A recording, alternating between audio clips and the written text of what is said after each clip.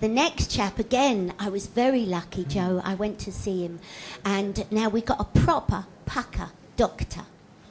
But he's the nicest, most charming, wonderful doctor, incredibly funny. You have an hour of extraordinarily funny stories. But I tell you this, you come out a better person at the end because you also get a whole different ball game about what the national health is about and how you should treat your doctor.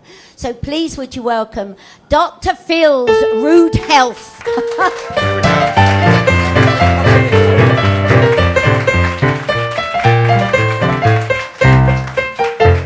Thank you so much. Lovely to see you all. How many people here would say they were healthy already? Put your hands up if you're healthy. Excellent. And who's a lonely, divorced, alcoholic bigot? But half and half, which is what I'd expect at Edinburgh this time of year. My show is Dr. Phil's Rude Health Show. It's dedicated to my GP trainer. I work as a GP. And my trainer was a Yorkshireman called Brian, who retired shortly after he had me as his trainee. I asked him to sum up his 40 years as a GP, and he went, "Saved 2, killed 1." No, actually, it was the other way around. He had another great phrase for working in the NHS. He used to say, "Life is a pool of shit, and our job is to direct people to the shallow end." Which is what most jobs should be about. Think about the NHS. It's a little bit like bodies floating down a river, and we sort of dive deep and deep into the river to pull people out, that nobody has time to wander upstream and look at who's pushing them in.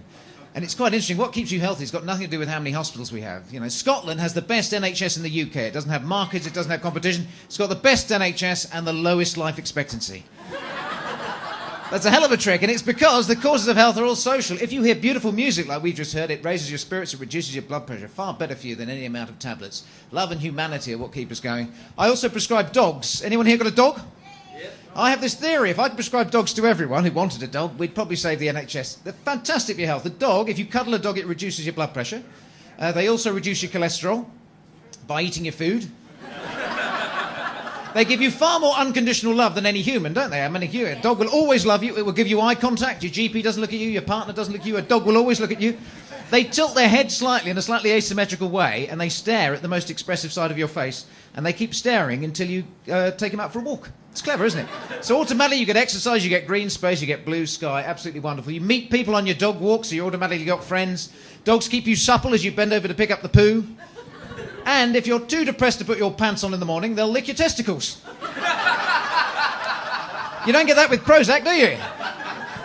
Or marriage. How many people here are married? Put your hand up if you're married.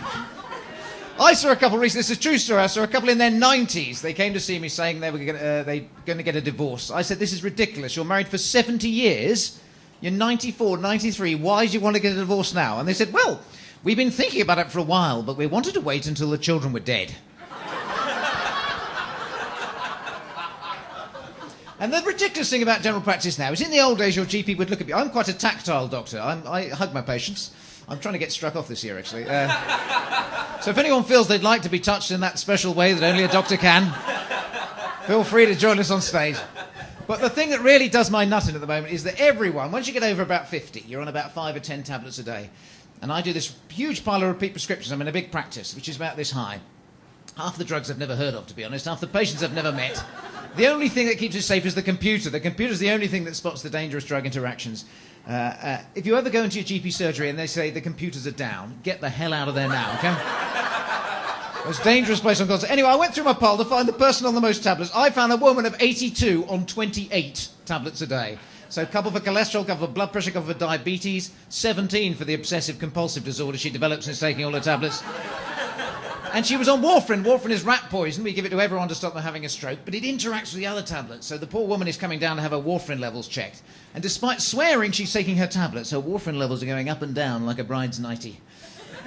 We can't understand why, so I do a home visit. It turns out she gets so confused taking 28 tablets a day that at the beginning of the month she empties them all into one big basket, takes out 28 at random each day.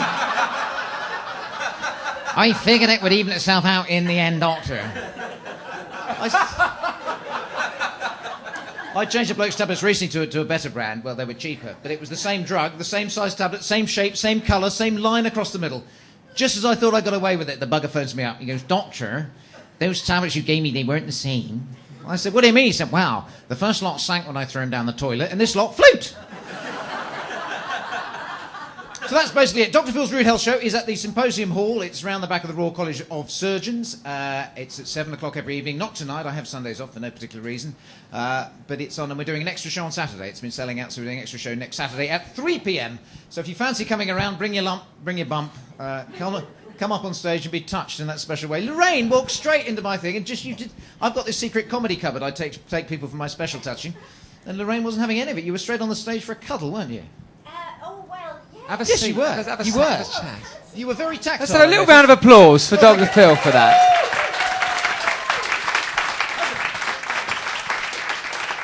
I got myself in a bit of a 2 and 8, and I was a little bit late, and I had a seat happens to right at the front, as one does. Oh, and I tried to creep in, but he wasn't having it.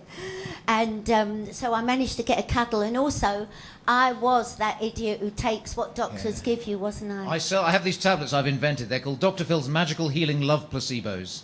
It's to harness the power of expectation over the human mind, because most drugs are placebos. If you believe something will work, it will make you better. And there's always one idiot in the audience who swallows it. And it was you, Lorraine. I don't know what's in them. I just found them hanging out the clap clinic. I've no idea.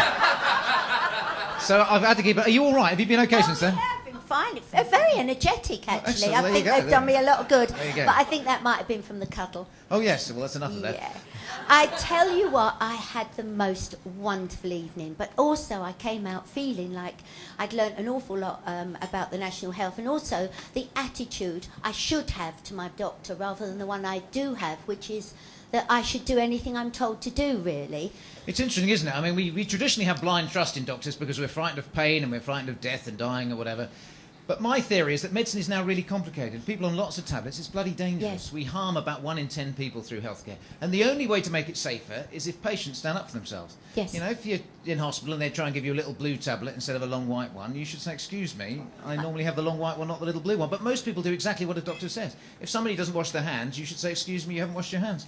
We've got these T-shirts. I work for the Patients Association, and the T-shirts say, don't touch me unless you've washed your hands. You can wear them out clubbing as well. They're brilliant.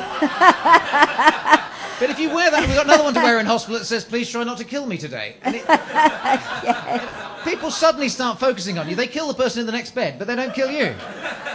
And I think you can use laughter to fundamentally change the relationship between doctors and patients, which is basically what I'm trying to do. Exactly, and you do. Thank you so much. Thank you for coming on. You're welcome. It's been a delight. Now, did you bring us 2 tickets? I hope so. Have you got them? Lovely. 2 tickets. 2 tickets for tomorrow night. Don't forget, you have to be sharp. Get up there to our lovely Terry to get them. But I can assure you, it is a wonderful, wonderful show. Thanks, Lorraine. Thank you. Thanks, Thank Joe. you Nice to see Very you. much indeed. Dr. Phil!